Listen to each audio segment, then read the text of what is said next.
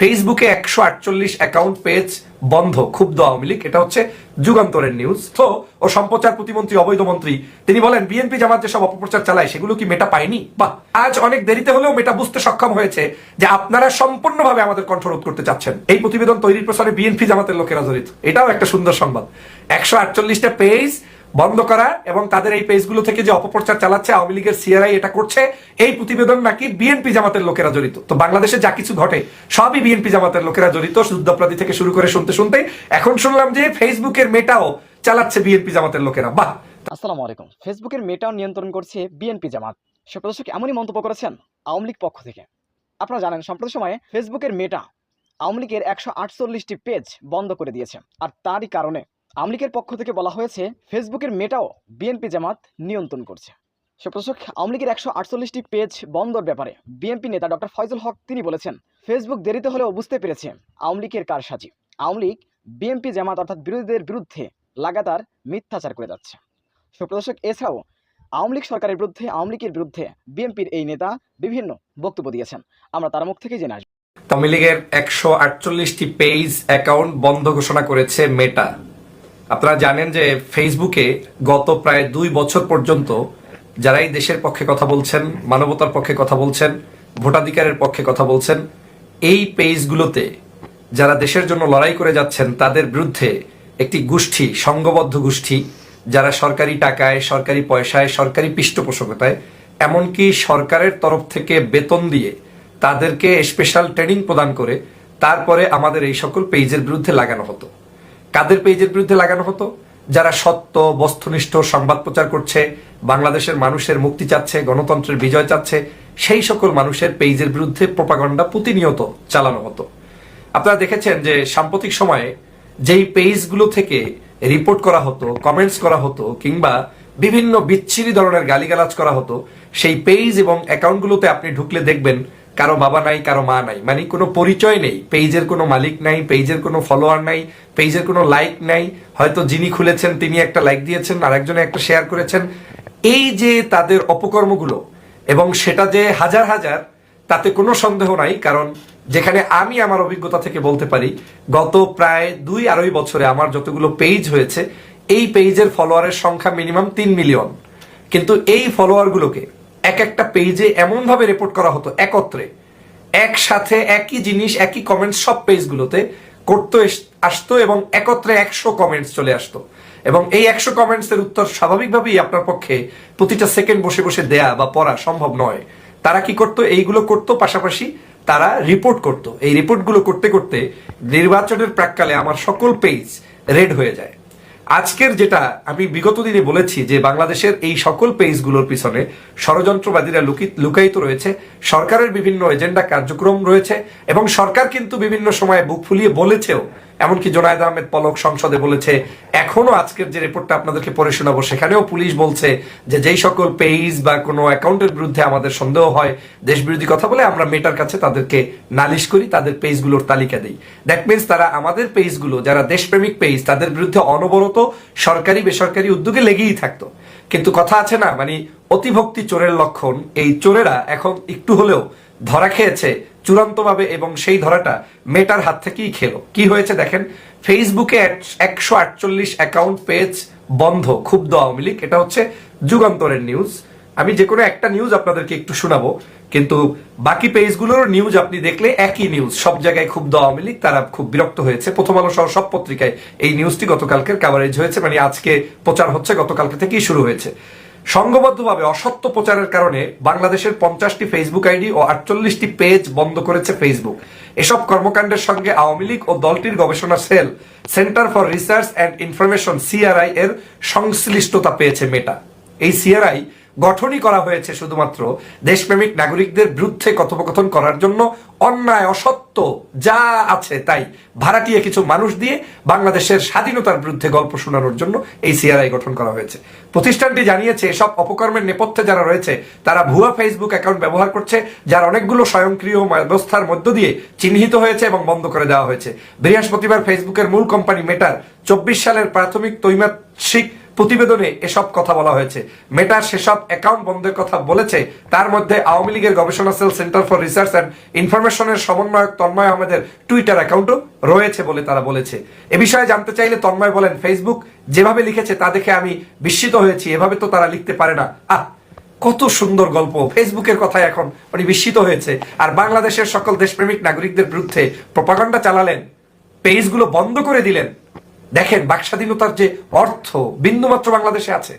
আমার পেজে একটা ভিডিও ছাড়লে 5 লাখ, 10 লাখ, 15 লাখ এরকম করে 1 million, 2 million, 3 million, 5 million, 12, 18 million আমার একটা ভিডিওতে আমি নিজে এক পেজ থেকে ভিউ আছে। সেই পেজগুলোতে এখন 2000, 1000 ভিউ হয় না। পেজগুলোতে রেড কালার করে দেওয়া হয়েছে। রিপোর্ট মারতে মারতে ফেসবুক কর্তৃপক্ষের সাথে যোগাযোগ করলে তারা প্রায়ই বলার চেষ্টা করেন যে আমরাও অসহায়, তোমার এই কন্টেন্টের উপরে এই পরিমাণ রিপোর্ট এসেছে, যেটা সংঘবদ্ধ একটি চক্র এভাবে বিভিন্নভাবে করছে বলে আজকে আমরা জানতে পারলাম।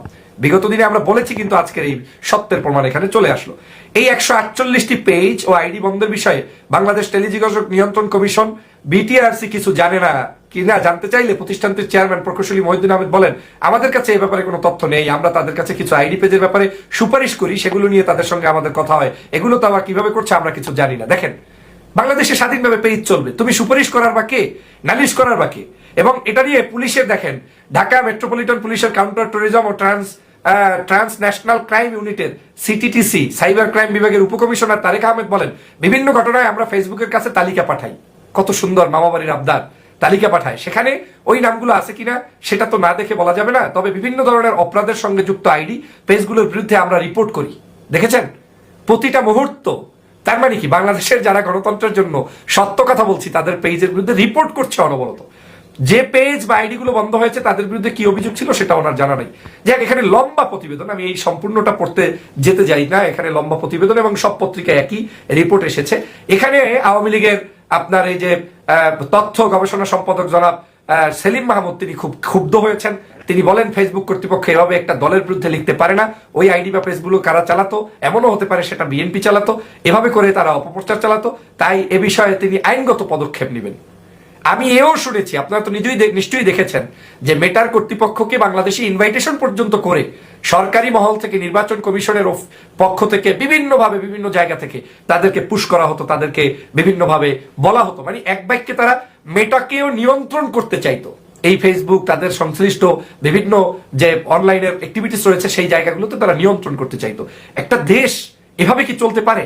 আজকের যদি সমস্ত জায়গায় আপনি একটু সার্চ দেন, আওয়ামী লীগকে ল্যাংটা করে দিয়েছে একদম। এটা আমি খুব খুশি হয়েছি, এজন্য হয়েছি যে এই ল্যাংটার গোষ্ঠীকে এভাবে ল্যাংটা করাটাই ঠিক ছিল।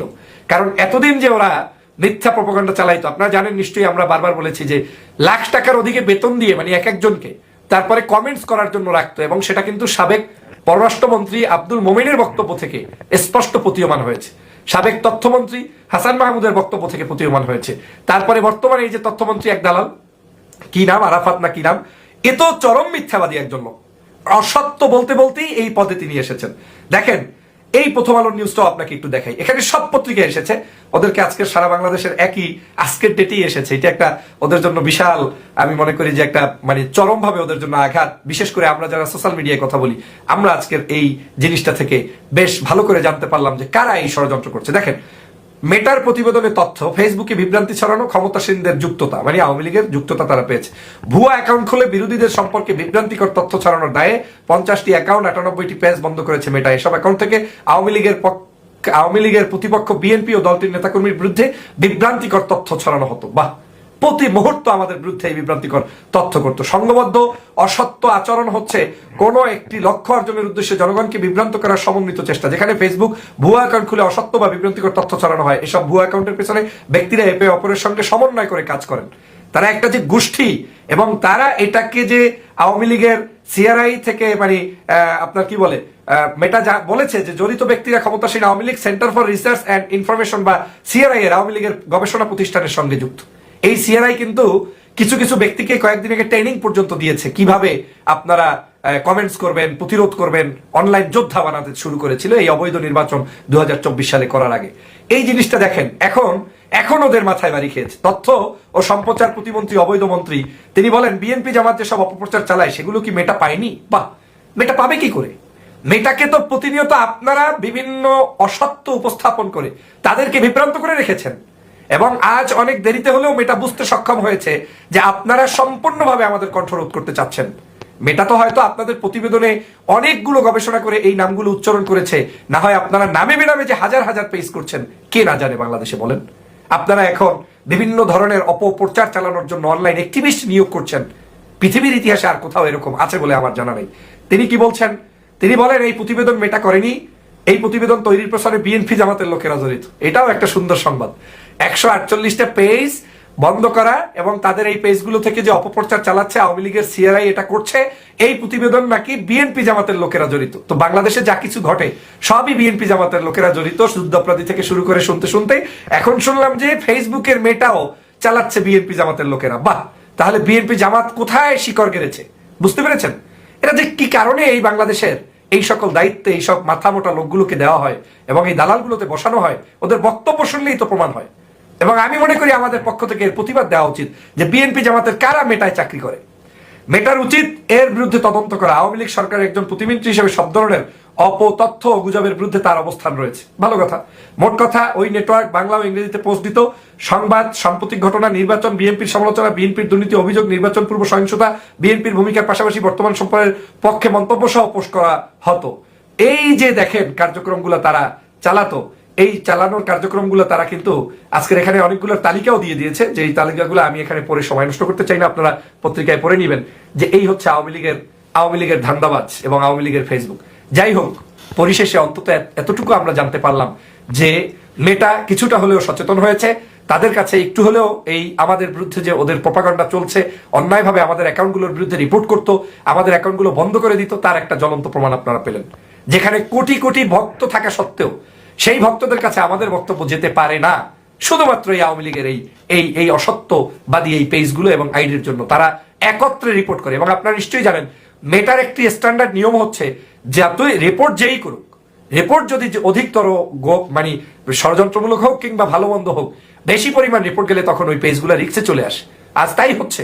বাংলাদেশে আমাদের কোনো প্রচারণায় বিএনপি জামাত বিরোধী মতের কারো মানে প্রচারণার কোন পেজগুলো এখন একদম অনকাইন্ড অফ বন্ধ বলাই চলে। আর দুই একটি হয়তো কেউ চালালেও চালাতে পারে, সেটা খুবই রেয়ার, এবং তাদের ক্ষেত্রেও হয়তো মানে ভিন্ন কোনো ষড়যন্ত্র আছে কিনা আমরা জানি না, কিন্তু বাস্তবতায় আজকের এই কঠিনতম পরিস্থিতি। যাই হোক বন্ধুরা আমার, মেটাকে ধন্যবাদ জানাই, ফেসবুক কর্তৃপক্ষকে ধন্যবাদ জানাই যে অবশেষে আপনারা অন্তত পক্ষে সত্য একটি বিষয় জানতে পারলেন এবং আমাদের কাছে উপস্থাপন করে জাতিকে জানানোর সুযোগ করে দিলেন। সবাই সুপ্রদর্শক, বিএনপি নেতা ডক্টর ফয়জুল হকের এই বক্তব্যটি আপনাদের কাছে কতটা যুক্তিসঙ্গত বলে মনে হয় অবশ্যই আপনাদের মূল্যবান মন্তব্য কমেন্ট বক্সে জানাবেন। সবসময় সত্য নির্ভর তথ্য পেতে স্বাধীন বাংলা ইউটিউব চ্যানেলটি সাবস্ক্রাইব করে আমাদের সাথে থাকুন। আসসালামু আলাইকুম রহমতুল্লাহ ওয়া বারাকাতুহু।